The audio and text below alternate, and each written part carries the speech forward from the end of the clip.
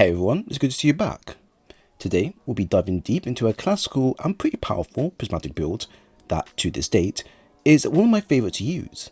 The mataiodoxia on prismatic is one of the builds that works best when not being used on this recommended elemental class.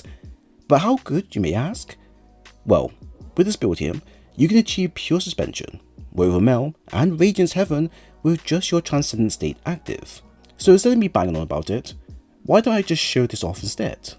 Starting with exotic armor, mataiodoxia, with its exotic effect, stylistic, it states, targets damaged by arcane needles emit a suspending detonation when defeated, and landing multiple arcane needles on the same target immediately triggers a larger, more powerful detonation. Defeating suspended targets grants melee energy. Your arcane needles are strong against barrier champions.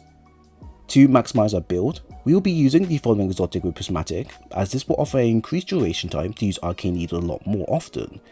Now, I have run this with Strand, and I've used perks that heavily support getting our melee back from kills, but Prismatic is better choice to select since we can avoid investing fully into our melee, and generally just use our Transcendent state instead to achieve our aim. As shown in gameplay, we can get back our melee charge in under a 1.5 second cooldown, which allows us to trigger mataiodoxia suspend effect on a more consistent basis.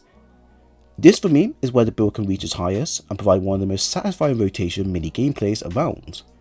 Our second exotic is the KHVOSTOV with exotic effect, the right choice, which states, every 7th bullet from this weapon ricochets to nearby targets. The KHVOSTOV is an interesting one, as this tends to be one of the best weapons to use if you're building your Transcendent state with faster grace quickly. Its exotic effect allows you to hit multiple targets at once, which overall allows our light and dark mode to build up faster when actioned.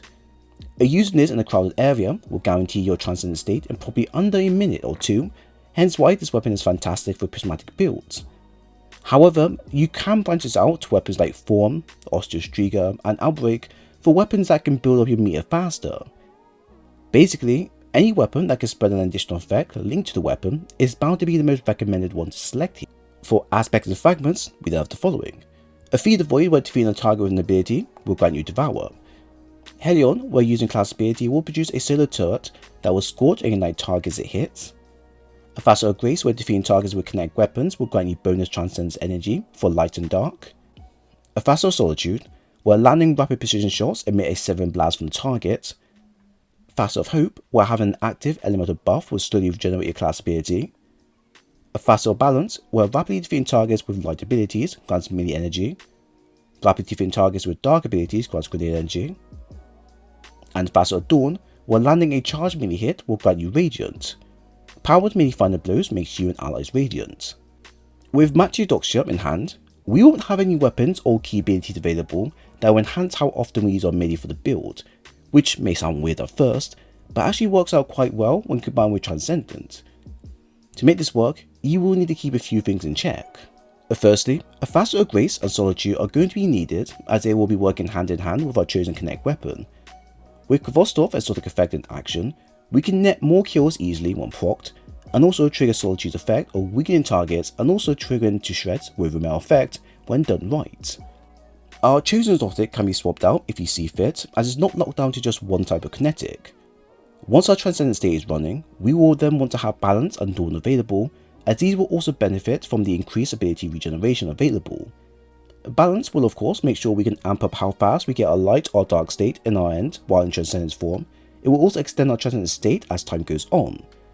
Dawn is a no-brainer, as we will be getting Radiance effect for increased damage, but also pairs well with Arcane Needles for additional unraveling effect. These here is going to make using mataiodoxia not only much more prominent when popping off, but actually provide a better overall usage of the exotic instead of us building up a strength stat instead. A Facet of Hope is the last one that will be working with our aspect in hand, but honestly can be swapped out if you feel this is really not so much needed. There is a reason for its usage of course, but it's not going to be anything game changing. I would go over the seasonal mods in play here, but there isn't really a lot to cover since only the Void mods, One Strand mod, and the Parking Deconstruction mod will be generally active for the build. Outside of that, everything else will require a few things to be changed on the end user's end if you wish to extend the effects more. So for the mods and stats, we have both Resilience and Discipline marked with the highest priorities for the build.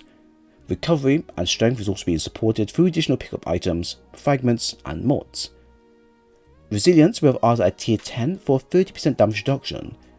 Included in the stats, we will also have the Element of Resistance mod and 2 Shred seasonal mods, which will be activated via Facet of Solitude and via Weave here and there.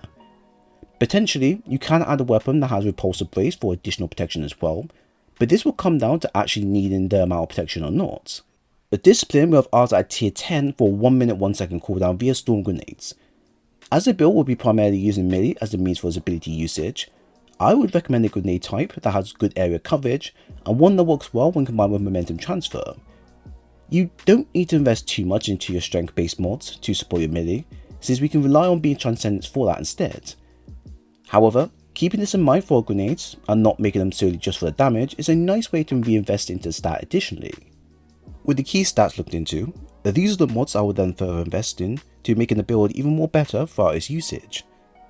Heavy and Ammo Finder, Reserves and Scavenger mods for a heavy weapon, Kinetic Siphon for creating auto power via kinetic weapons, Impact Induction ×2 for a 17% grenade buff, Momentum Transfer ×1 for a 12% melee buff, Charged Up ×1 for increasing the maximum stack of armor charges by +1, Kinetic Surge ×1 for a 10% kinetic weapon buff, Time Dilation where armor charge decay rate is reduced, Powerful Attraction where using class ability will collect nearby pickup items, and Bomber for a 12% grenade regen via class ability usage.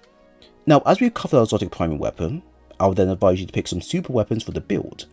What I recommend are all optional, so please keep this in mind. Our secondary will be the Indebted Kindness with Adagio and Beacon rounds, and while we do need weapons to tackle the champions we face, you don't need everything specific that matches what the build is after per se. Indebted with the Fulham combo is great purely because of its damage and capability of taking out a large number of enemies fairly easily. However, this can be mixed and matched with other sidearms if you prefer a more synergistic setup. Personally, if I know barriers being covered by others, I will use the Irritative Loot Fusion Rifle since it's pretty easy to farm and can come with the Lead from Gold and Volt Shot combo. On top of that, this can work with the seasonal mods in hand, notably the Parkour Deconstruction mods. Now for the heavy, we have the Hammerhead Machine Gun with Destabilizing Round and Killing Tally. Chosen because of its damage and the effects it will have against enemies in general, the following is going to be straight damage buff the moment you get this going. While any void weapon is fine to select here, the Hammerhead is one of the best purely because of how good the stats are and how easy it is to get for all. I will be using this with the void seasonal mods as well for the further enhancements. When it comes to maximising one key ability into many, using mataiodoxia and Prismatic is truly the best way forward for this. Its exotic armor is generally powerful enough to suspend all types of enemies in the field, as long as you proc its ability at the right time. Something like this on its own is okay to use when used against weaker enemies like Thralls or Dregs, but when it comes down to bigger enemies, you need to get creative. This is where KHVOSTOV and Faster Upgrades come in, as these two allow us to rapidly build up our Transcendent state from 0 to 100 in under a minute or less. And once this is reached, this is where exotic armor and bonuses fully kick in.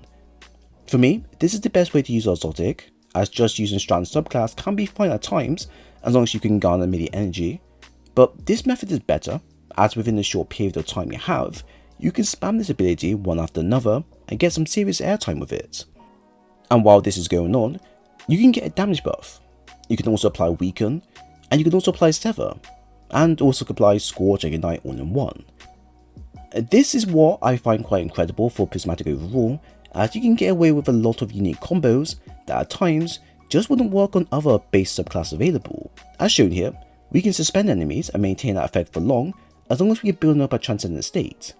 Something that can be easily done with just our loadout, or can be mixed and matched with other loadouts available. It generally won't matter too much as the results will always be the same. So here's to a great build that forces users to use Prismatic constantly and generally win. So there we have it. I hope you all enjoyed the build breakdown. If you have any thoughts on the content shared, then please leave a comment below. Or if you enjoy the content and want more of these videos, then leave a like and a sub while you're here.